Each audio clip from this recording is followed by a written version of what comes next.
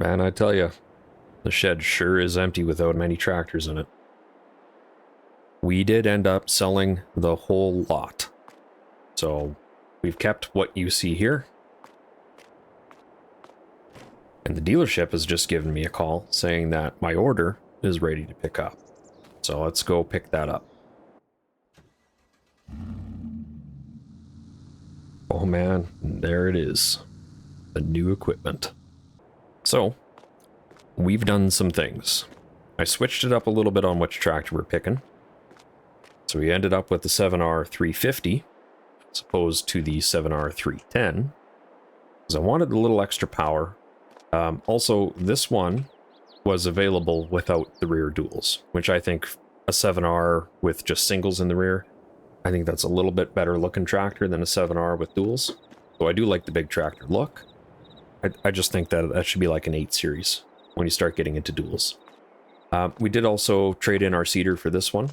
So we're down 130 grand on this trade, but we're up in productivity with this. So this is a 30%, or actually more than 30% increase in forward speed, as well as it is almost a meter wider. So we're covering a considerable amount more ground per minute with this. And then also, because we got rid of our little Massey sprayer, we needed a massive sprayer to replace it. So I welcome you to the farm, 4940. This one we're just leasing though. And it may not make sense to lease in the fall. I mean, it is September after all. But I wanted to make sure that we had a sprayer for spring. And, well, they only had one on the lot, and the chances of it going minutes before I went to pick it up in the spring were pretty high. So, we have this. Now, everything that I got in from the Massey is going to go towards paying this for the next year, so our lease payments are covered on that. These two, I ended up buying outright. So we got a good chunk of change for the 2 case tractors and 130 grand for the seeder. So I just rolled all of that together, plus what we had, and we did also pay off the loan. So if we take a look at the bank balance now, we're still sitting quite comfortably. We're doing actually quite well on funds right now. So let's get this equipment home. Let's go check on the Flax and see if it's ready to go. When I checked it at 8 this morning, it was nowhere near going. It was tough, it was wet, and it was heavy.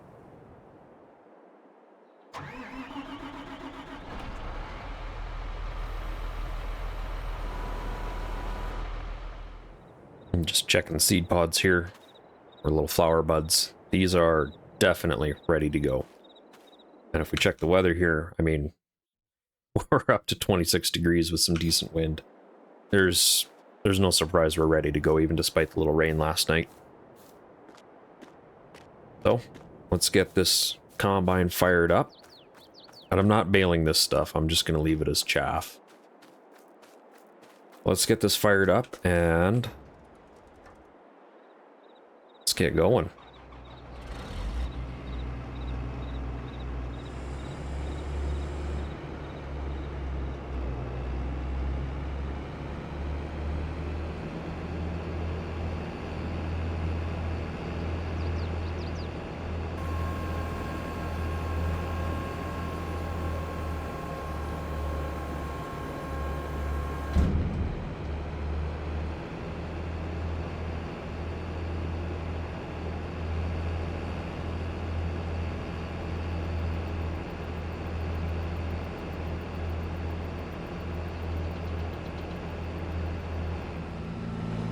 So, just running the headlands here.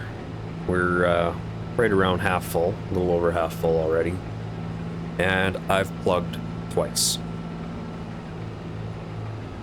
So, the area over there, you can't really see, but that tree break there, all of the flax is still in the shade there. And in that area, it's pretty tough, and I've plugged the choppers twice now. So, hopefully, we don't plug too many more times, but we're getting close. As far as tipping this goes, I'm just going to tip it straight into the bin. I'll just walk the combine across the road and dump into the bins, because it's just easier. And other than that, things have been going really, really smooth. We're going good. We're not blowing much, if anything, out the back. We've got the bushels plus out. So we've got everything tuned up and good to go, so... Everything's rocking and rolling pretty smooth, except for this corner that I'm coming up to pretty quick. So hopefully we don't plug. Alright, and that is a full tank. We'll just walk this down over to the bin. Oh shoot, grain truck's in the way.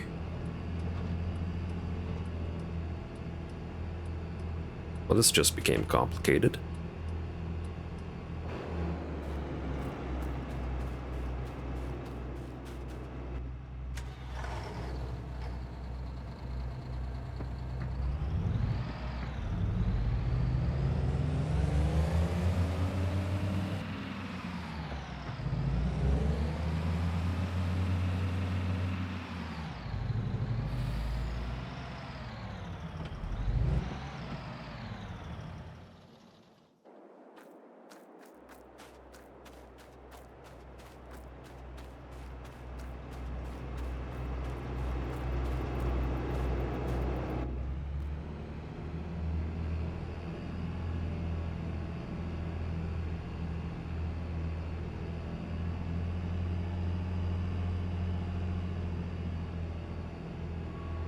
Swing that auger out.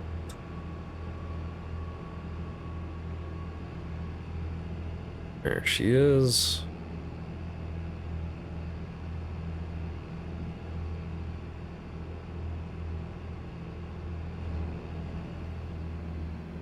And I need to talk to the dealership about maybe getting an extension on this auger, as it barely hangs past the end of the header. We'll have to see what we can find. Obviously it's too late, but make it easier for next year, I guess. Alright, and we are taking it a little easier on this side here.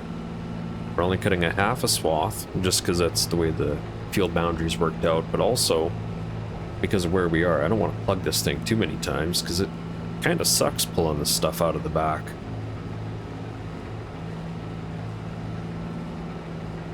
But combine ain't shaking. It's making normal combine sound, so I think we got away with it this round.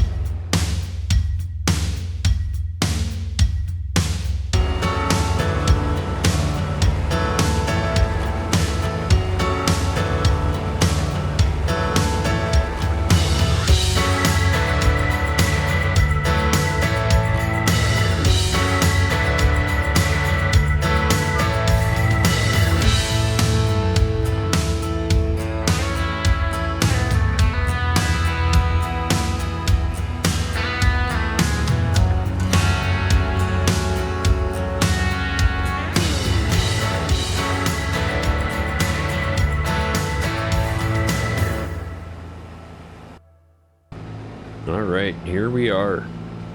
We are cleaning up the last row here. Just about have a full tank.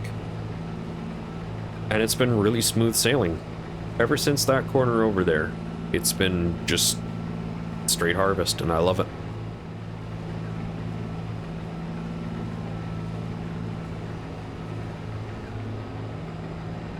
And there we go.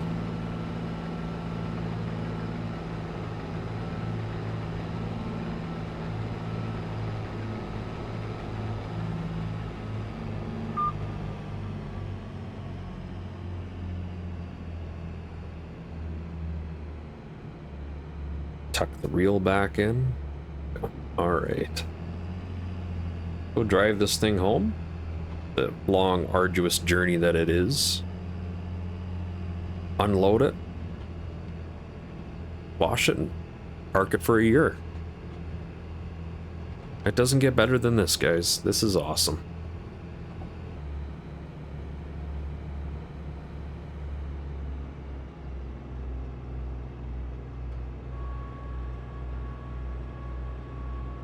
We are empty. All right.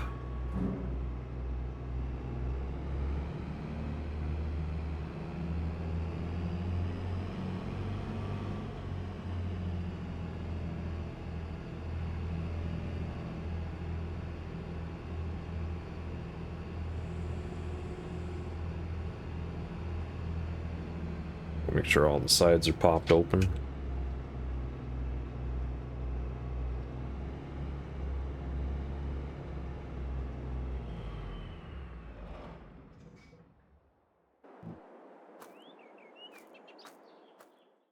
So, as I've been wandering around the shop, a concern has dawned upon me. My little spray trailer that I inherited with the shop here has a 5,000 liter capacity. My sprayer has almost a 5,000 liter capacity. So I have one tank that I can bring around with me, which almost makes the point of having the spray trailer a moot point. Because these ICBs are 2,000 liters apiece. So, with it being harvest season, and Clever Motors being open late, I am going to go deal with this while I've got the cash and while I'm thinking about it. Because while this is fine for herbicide, this absolutely will not work for liquid fertilizer. I'm going to do the YouTuber trick. I'm going to snap my fingers. And there we go. Alright, so hopefully that made sense. That was actually a lot easier than it could have been. Anyway, we have brand new tote. We have the 4-manifold mixer. So I'll be able to, no matter what, I'll be able to keep up with this sprayer. And we also added the top deck onto the gooseneck itself. So I have a little extra room for carrying totes. Carry all my jugs and stuff in there. Totes can go up top, more totes can go on the front. And I have no shortage of capacity now. And this is the FSH32 50. Already forgot the capacity. 3250. There you go, 12,000 liters. So I'll get 4 tanks. Almost 4 tanks out of this thing. So that should be plenty enough. Now, I'm going to finish detaching this. Oh, and we did also spring for the boom as well. I'm going to finish detaching this, and let's get this out of here.